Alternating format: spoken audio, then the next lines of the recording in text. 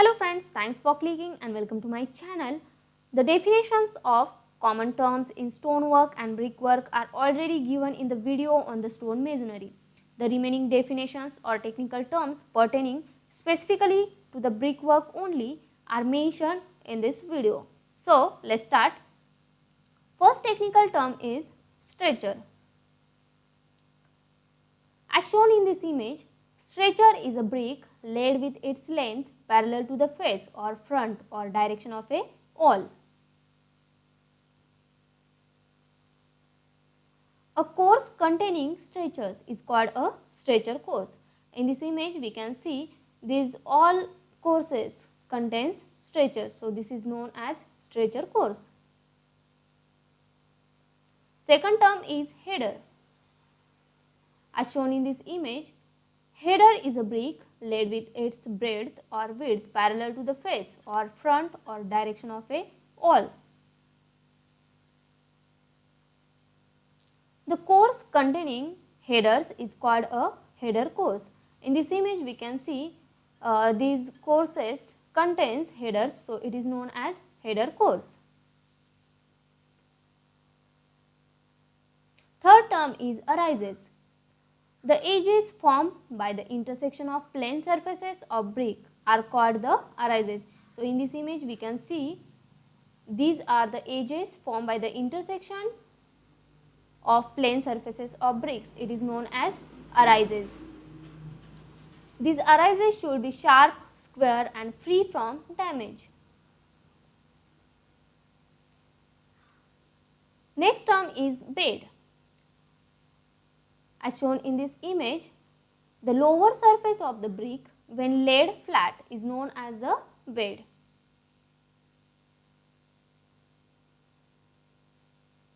Fifth term is bed joint. The horizontal layer of mortar upon which the bricks are laid is known as a bed joint. So, in this image we can see this is the horizontal layer of mortar on which bricks are laid. So, this horizontal layer of mortar is known as bed joint. Sixth term is perpends. The vertical joints separating the bricks in either length or cross directions are known as the perpends.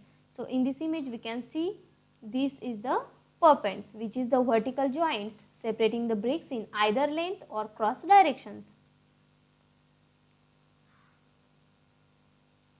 For a good bond, the perpends in alternate courses should be vertically one above the other.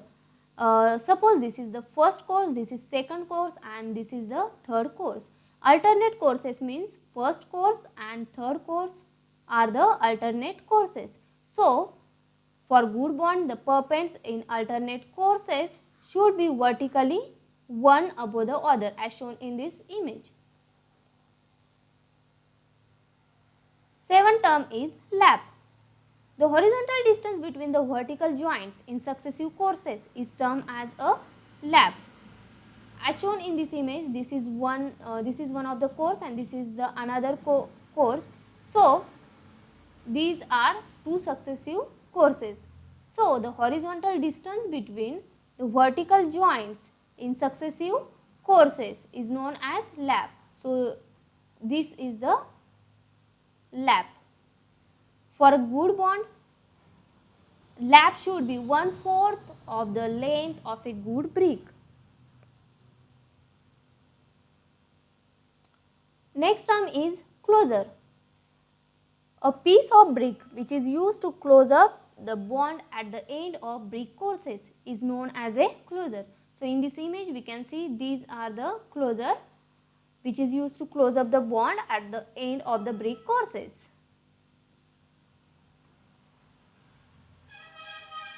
It helps in preventing the joints of successive courses to come in a vertical line. Generally, the closer is not specially molded, but it is prepared by the mason with the edge of the trowel. So, here we will discuss the various types of closers like queen closer, king closer, beveled closer, mitred closer in detail. So, first type of closer is queen closer. Queen closure is obtained by cutting the brick longitudinally in two equal parts. In this image we can see this first image shows full brick, and if we cut this full brick longitudinally in two equal parts, then we get queen closure as shown in this second image. It can also be made from 2/4 bricks known as the quarter closures to minimize the wastage of the bricks. So, if we cut this queen closure again in two equal parts, we get queen closure quarter as shown in this third image. A queen closure is generally placed near the coin header to obtain the necessary lap. So, in this image, these are the coin header, and queen closure is generally placed near the coin header to obtain the necessary lap. So, here you can see these are queen closure provided near the coin header.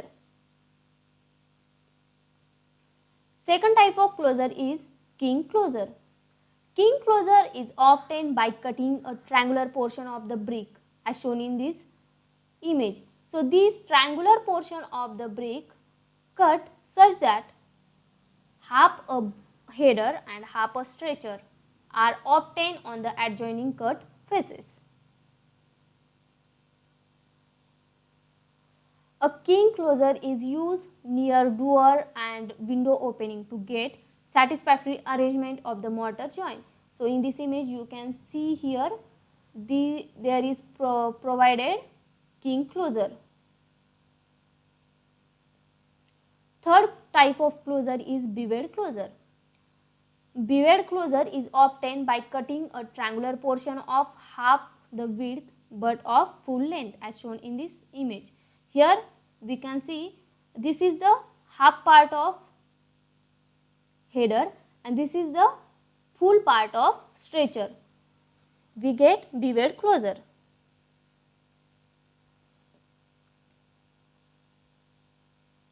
A beveled closure appears as a closure on one face and as a header at the other face. Beveled closure is used for the splayed brickwork. Fourth type of closure is mitred closure. Mitred closure is obtained by cutting a triangular portion of the brick through its width as shown in this image and making an angle of 45 degree to 60 degree with the length of the brick. Mitred closure is used at corners, junctions, etc. Next term is bat. Bat is a piece of brick usually considered in relation to the length of a brick and accordingly known as half bat or 3/4 bat. So, in this image we can see this is the first one is half bat, second one is 3/4 bat and this last one is beveled bat. Next term is bullnose. Bullnose, a brick molded with a rounded angle as shown in this image, it is known as bullnose and it is used for a rounded coin. So, in this image we can see this is the double bullnose and this is the single bullnose. A connection which is formed when a wall takes a turn is known as a quoin. So, in this image we can see these are the quoin. So, bullnose are provided as a quoin. The center of the curved portion as shown in this image is situated on the long center line of the brick. Next term is cow nose. A brick molded with a double bullnose on end as shown in this image is known as cow nose. So, in this wall there is provided cow nose.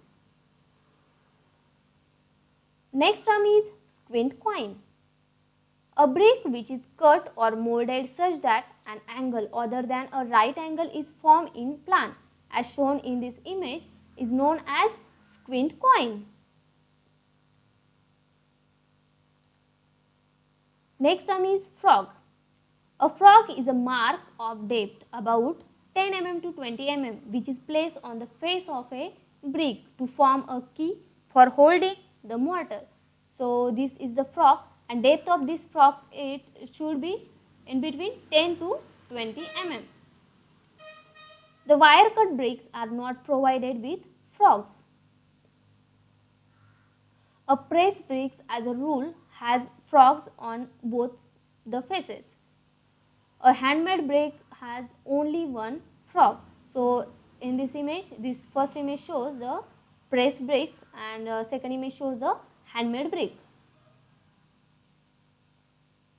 Next term is racking back. The termination of a wall in a stepped fashion is known as the racking back. So in this image we can see this is the termination of a wall in a stepped fashion, and it is known as racking back. And last term is toothing. The termination of a wall as shown in this image. So termination of the wall in such a fashion that each alternate course at the end projects is known as toothing. Toothing is adopted to provide adequate bond when the wall is continued horizontally at a later stage. So thanks for watching. I hope this video will be helpful for you. For more updates, subscribe my channel and don't forget to share this video with your friends.